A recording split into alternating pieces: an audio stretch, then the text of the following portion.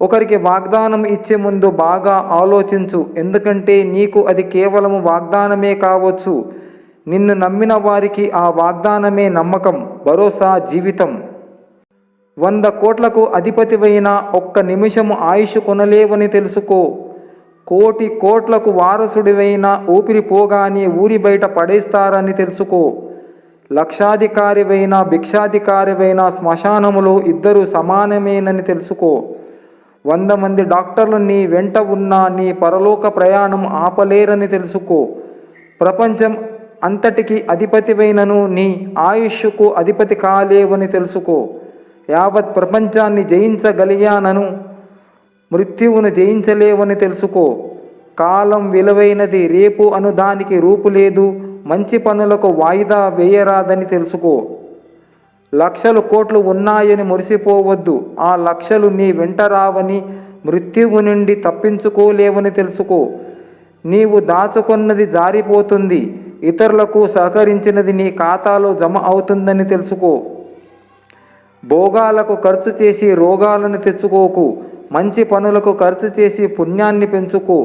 ఆ పుణ్యమే నీ రాతను నిర్ణయించిందని తెలుసుకో. ఆనందమైన జీవితానికి 6 సూత్రాలు. నీ గురించి ఇతరులేమనుకుంటున్నారో నీకు అనవసరం. సమయం అన్నింటినీ మాన్పుతుంది. సమయానికి సమయం ఇవ్వండి. నువ్వు తప్ప నీ ఆనందానికి ఇంకొకరు కారణం కాదు. మీ జీవితానికి ఇంకొకరితో పోల్చుకోకండి. వాళ్ళ జీవిత ప్రయాణం ఎంత క్లిష్టంగా ఉందో మీకు తెలియదు కదా. మరి ఎక్కువగా ఆలోచించకండి. సమాధానాలన్నీ తెలిసి ఉండాల్సిన అవసరం లేదు. ప్రపంచములో కష్టాలన్నీ మీవి కావు, కాబట్టి హాయిగా నవ్వండి.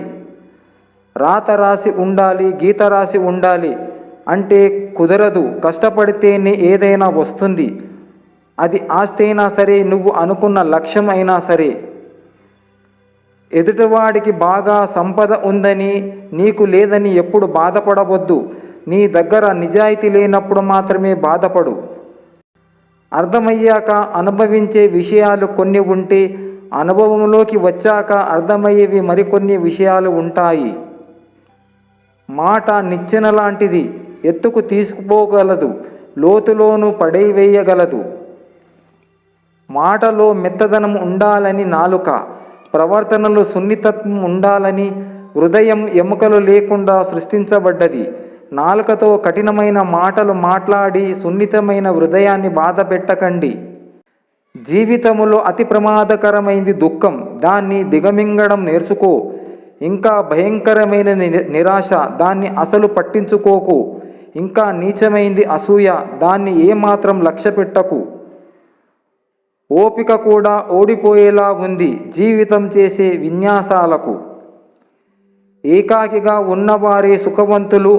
అందరికీ ఉపకారం చెయ్యి, అందరినీ ఇష్టపడు, కానీ ఎవరిని ప్రేమించవద్దు. అది ఒక బంధం దుఃఖాన్ని కలిగిస్తుంది.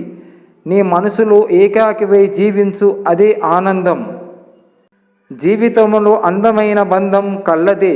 కళ్ళు రెండు కలిసి తెరుచుకుంటాయి, కలిసి మూసుకుంటాయి, కలిసి నిద్రపోతాయి, ఒకేసారి కన్నీరు కారుస్తాయి. అది కూడా జీవితాంతం. ఒకదాన్నొకటి చూడకుండానే ఉంటాయి. ఇదే నిజమైన బంధం. కొందరు నచ్చితే ఇష్టపడతారు, మరికొందరు నమ్మితే ఇష్టపడతారు. నిలబెట్టుకునే లౌక్యం నీకు లేనప్పుడు పోగొట్టుకున్న ఏడ్చే అర్హత కూడా ఉండదు. అర్థం చేసుకునే వాళ్లకు వివరించాల్సిన అవసరం లేదు. అన్నింటికీ విమర్శించే వాళ్లను పట్టించుకోవలసిన అవసరం లేదు.